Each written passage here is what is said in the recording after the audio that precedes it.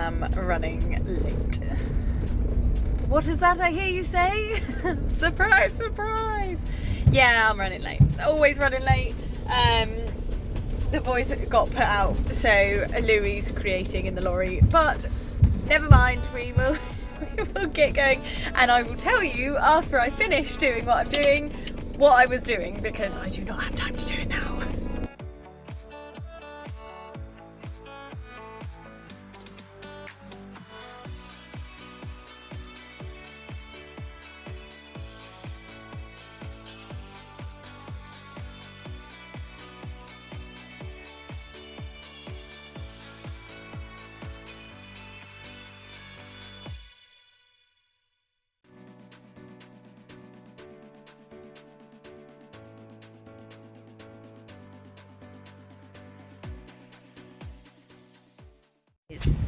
It is blowing a hoolie up here. Got mum back too, yay! So on Instagram I entered a competition and it was to win. So Callum Banfield has this absolutely fabulous brainchild that's called the Making It Happen Academy, and I saw on Instagram that they were doing, like, you could win two people could win a month's membership with this Making It Happen Academy. So I entered it, not thinking anything of it, and actually managed to win. Fabulous. Never win anything. So then we have just had our first lesson at CCR, show jumping, and it was absolutely epic. Here we are warming up. At the beginning, Callum was getting us to do this little exercise, which is going through these tram lines. There's actually a square there. He was getting us to do shoulder 4 in the canter on both reins, so we had control of the shoulder when we were jumping. Obviously on this rein we're not very good at it because Louis tends to stick his bum in and I can't always control the shoulder, so it was a really good, quite complicated exercise for us, and we did get it better in the end. We then moved on to medium canter around the corners and then collecting them back up during the tram lines, which again you're controlling the pace, so if you need to push on for a stride or collect for a stride, you're all in balance. So it was really good to be able to do that, one, to get him off my leg, and two, to not go straight to my hand when I collect him back up. Funnily enough, that was a prime example there. So I went to my hand a little bit too much and he changed legs, which is why I came back to trot there. So he showed my flaw.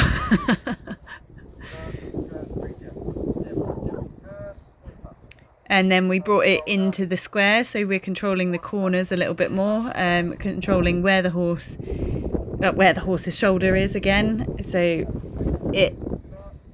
if you're not in control of the shoulder, then you can't get round that square properly or in those tram lines.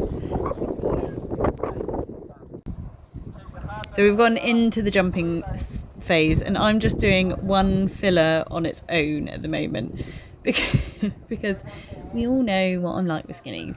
And Callum had this line of jumps that we jumped straight down, so it was a filler on its own, so you're straight, and then an upright, and then a filler on your own, so you're straight, and then an upright, so filler, jump, filler, filler. So it really highlights whether you're straight or not. He said something really interesting to me actually. And then back through your tram lines to make sure you've got the hind leg underneath you and you've got control of the shoulder.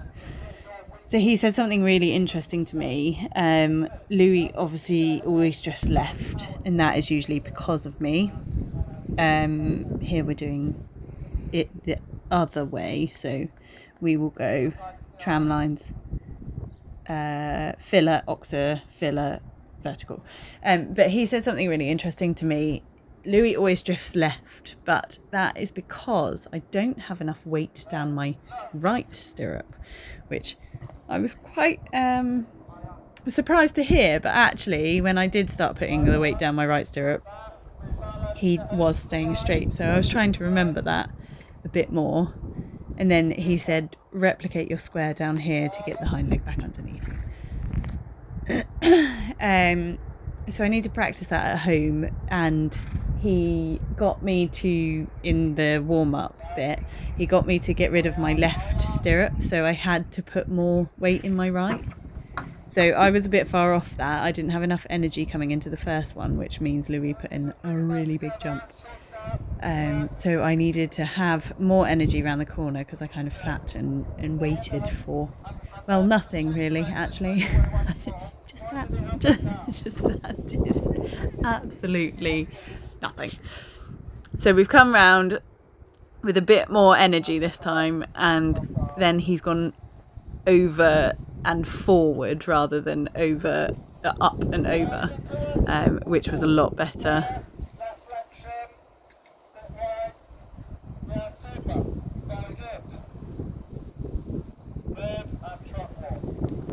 Here we've taken out the filler in the middle. So the filler in the middle not only keeps us straight, oh, I needed a bit more there, it regulates the stride, because it is placed at a stride in the middle, so it regulates it all.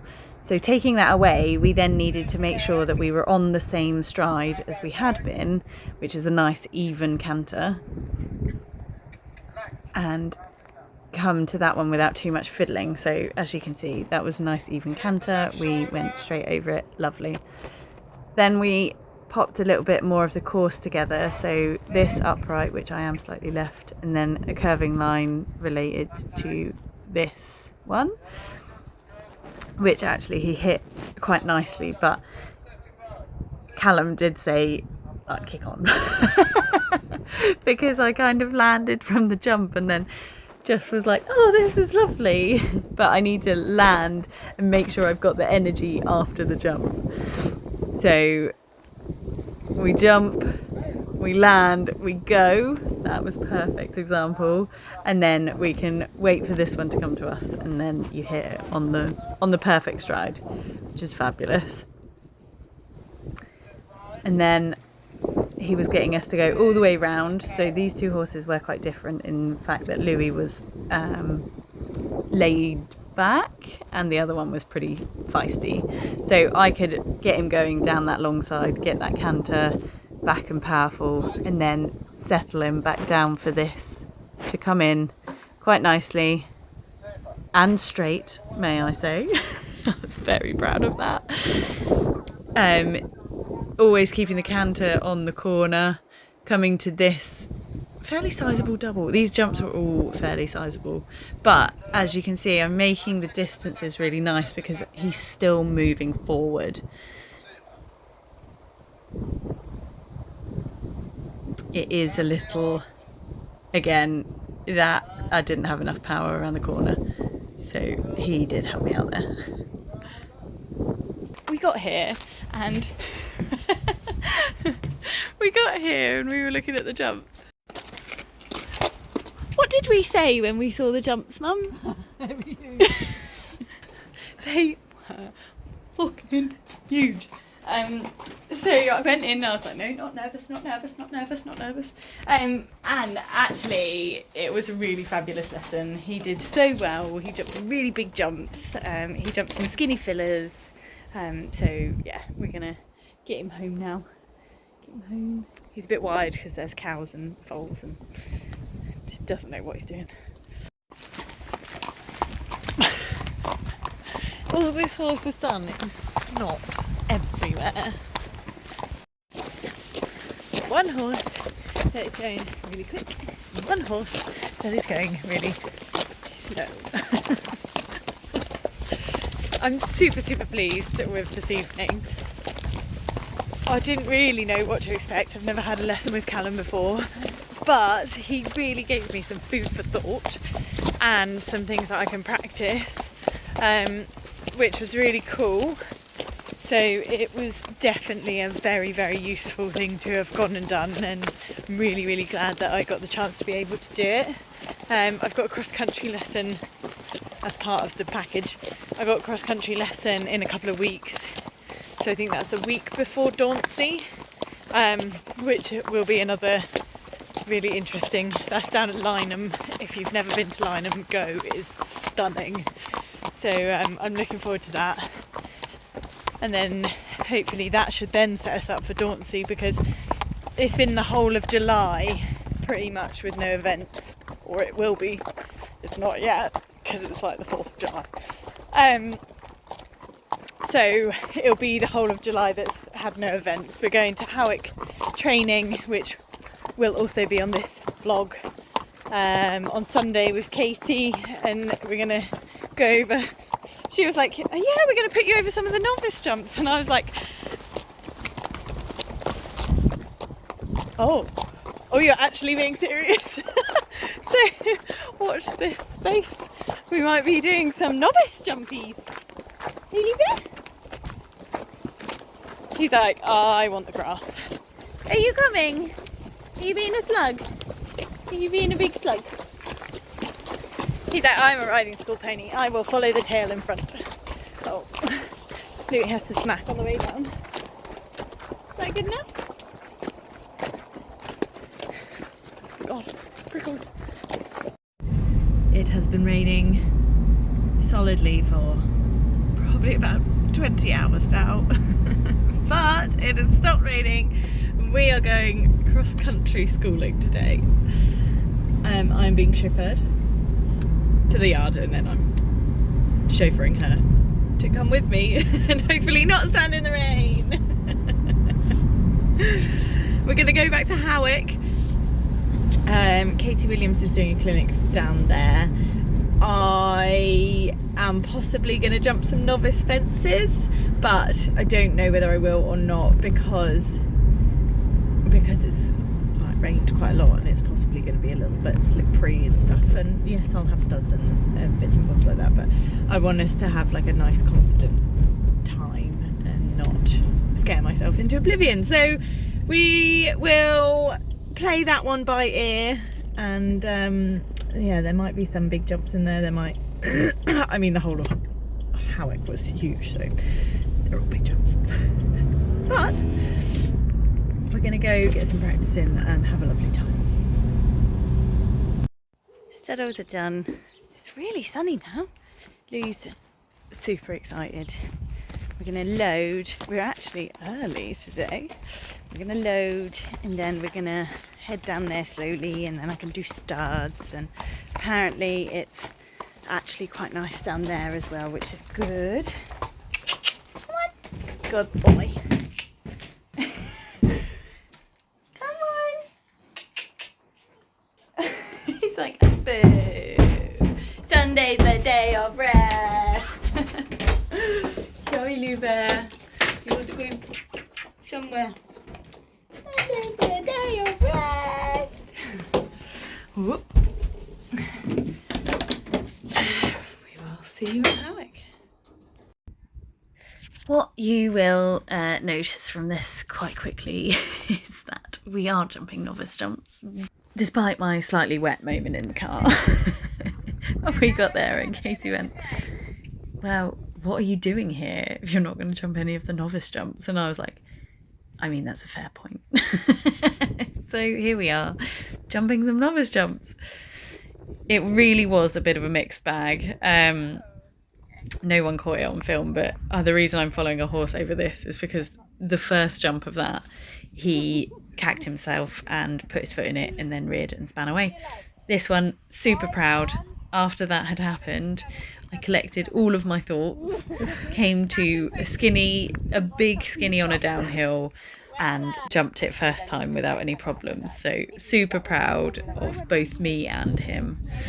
And then this was actually quite a sizable shoulder brush on the downhill as well. So he hadn't lost any confidence from sitting in the bloody massive steeplechase fence. The water was quite an interesting one because it was literally a puddle in the ground and they have no idea how deep it is. so they can all get a little bit funny with it. So that was the 100 jump in through the water and the 90 jump out, so we could do it on a little bit more of a technical curve. And then we come to the novice one, which is this single rail puddle and then corner out, which, as you can see, I really had to ride for. He was like, nope, don't want to go in there. Now, this one was quite interesting. So we're just doing the second part of the 100 combination. So they've jumped like a skinnier jump. And then we come around to the novice one. And the novice one is kind of behind a tree and it's on a curving line. So I've come round and I've basically tried to override it. So I've turned too tight, anticipating the second one. And I'm on the floor. Which he just couldn't do. So we broke it down. We popped him back over the 100 to give him the confidence. We broke it down a little bit easier with Katie explaining to me that I have to ride the first one before I ride the second one. So we've broken it down and we're just doing the first one so I can get the line and he can know that it's not going to eat him. And then she was like, do you want to come round and do them together? And I was like, oh, okay. Because I thought if I don't do them, then I'll never do them. And it was a bit like the steeplechase fence. If I don't do it again, then that's me like scarred for life, you know? So you have to kind of face the fear to conquer it. So I've stayed out like I should have done. I've not anticipated the second one. And then he's popped through it perfectly. Absolutely. This is where we hope I don't drop the phone. So I'm just hosing his legs down. Not because he's done anything. No, not because he's got any swelling or anything like that. But we did do some particularly sizable jumps today. So I just want to make sure that, you know, they're all cool and hopefully no inflammation of any sort. So that's what I'm doing. We just got back. Louis is again clearing the food off of the floor. It was really good today. It was really educational. I was actually like super proud of myself because if something goes wrong, I tend to get a little bit like, I suppose I tend to lose my confidence quite quickly. So we had a couple of bits that went wrong today. As you will have seen, I ended up on the floor. But we sucked it up and we like, I mean, I have to thank this horse so much, not for the mess he's currently making. You're disgusting. At least you're thoroughly enjoying it. But, no, what are you doing? Oh, he's gone camera shy. He's just staring at me. I think you can be the pre-wash. Let's give you that then. Oh, there's lots in there, Poopy. Do you want to be pre-wash? Pre-wash? Yeah. Go on down. Oh. There we go, pre-wash. Yeah, so there's lots we've kind of learnt today. There were some hairy moments. Those jumps were so big. And not only were the jumps big, Louis then jumped them big. So he won't go through a brush. So brushes are there to be brushed through, which is why like in 100 or a 90 or an 80 or any level, the brush will be sizably larger than the rest of the jumps because they do it from, I'm pretty sure, don't quote me on this, they do it from the rail. So then they put the brush on top, and the brush is allowed to be, I think it's like 10 centimetres higher or something like that. So anyway, they look really big. So Louis doesn't brush through brushes. Louis goes over the brushes. So when I'm doing a novice jump, what do you want? What are you doing?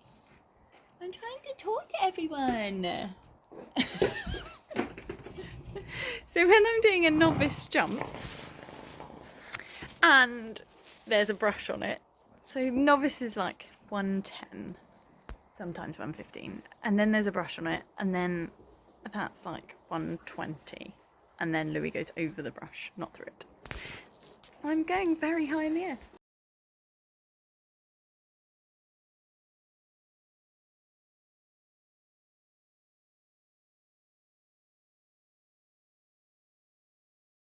As you can tell, it is not the same day now.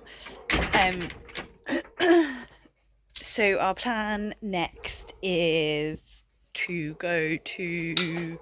I might try and just get some cross-country schooling in before Dauncey, purely for the fact that it was a mixed bag. Dauncey is a sizable course, so I just want to know that we're both A-OK on the cross-country front.